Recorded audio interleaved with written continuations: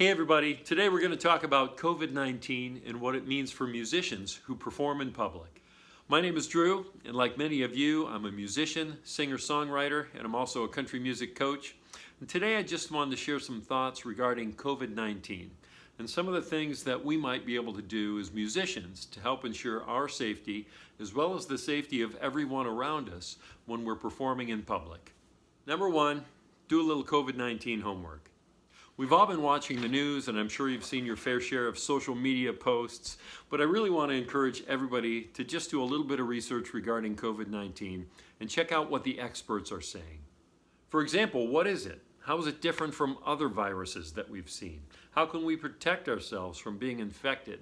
And of course, what impact is it going to have on the venues where we perform?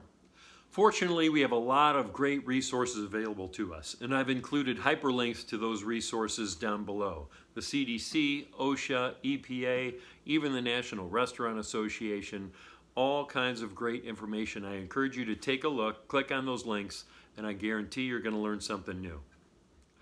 Number two, create a safe performance space.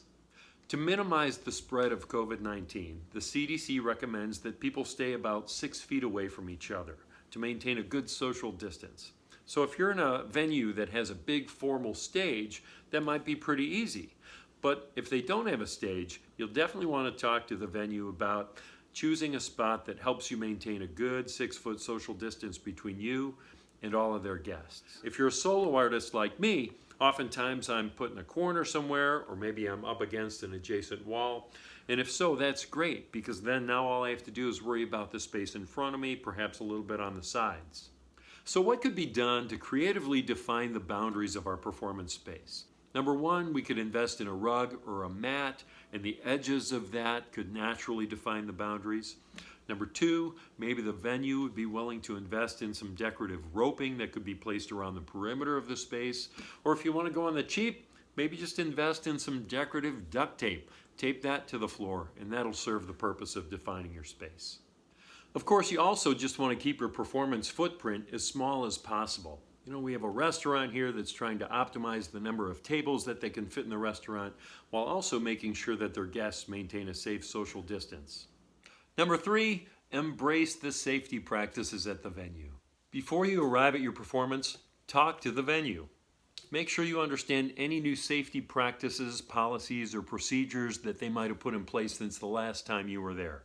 As a performer on their premises, they might want you to comply with some of the same safety practices as their employees.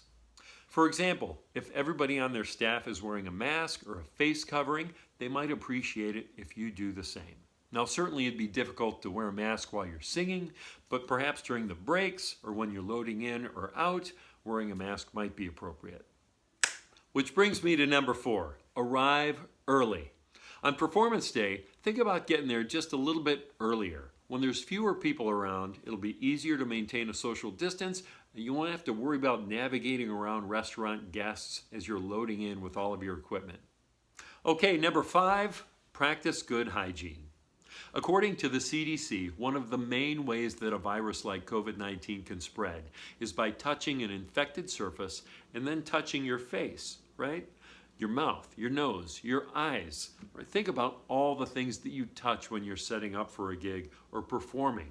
When you arrive, you might have to move tables or chairs around. When you're setting up, you might have extension cords you're touching, cables, mic stands, instruments. Maybe there's shared instruments that you use with other bandmates like tambourines and shakers and things like that. What if somebody buys you a drink? There's glasses. If you order food, there's utensils. The list goes on. So bring hand sanitizer, wash your hands frequently. The last thing you want to do is get sick and not be able to show up for your next gig. Number six, accept virtual tips. There is no question this is an idea whose time has come. In the spirit of social distancing, many people may feel a little uncomfortable approaching you or putting money in your tip jar. They might not even have cash on them. So a virtual tip jar is a great way to accept money remotely at a distance. Whether you use Venmo, PayPal, or some other method of collecting tips remotely, the important thing is to promote your virtual tip jar. You can print the tip information on a sign, maybe on a retractable banner that goes in your performance space. Consider printing it on little disposable tent cards that can be placed on all the tables within the restaurant. One thing you want to be sure to do is to put it on your website and all your social media pages. There's lots of opportunities to promote that virtual tip jar. Number 7, take requests from afar. Freebird! In any event, save somebody a trip to the stage by allowing them to text the request to you, right? You could print your mobile number on those tent cards on the tables. You could print it on the banner stand behind you. If you don't want to share your personal mobile number, there's apps you can download that enable you to have a second texting line, and I've included some links in the description section below. Hey, we made it to number 8. Greet your fans in new ways. It may sound simple, but in a COVID-19 environment where you may be concerned about your health or the health and safety of those around you, it's probably a good idea to start thinking about alternate ways to say hi to our friends, family, and fans when they come to see us perform in public.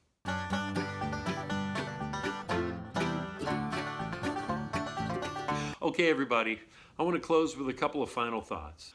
To all my fellow musicians out there, the world needs music. They miss music. You can see it with all the people singing on the balconies in Europe and other parts of the world. You can see it online every day as musicians are performing live stream events. They miss music, they need it, they want your music. So as venues all over the United States and other parts of the world begin to open up again, and you feel comfortable going out and performing live in public again, I encourage you to get out there and share your gift of music with the world. Don't forget to check out all the hyperlinks in the description section below. I've also included a summary of all 8 tips that I've shared during this video, and I would ask that if you appreciate this information and you want to see more over time, subscribe to my YouTube channel, right? And I look forward to seeing you again. Be safe, everybody.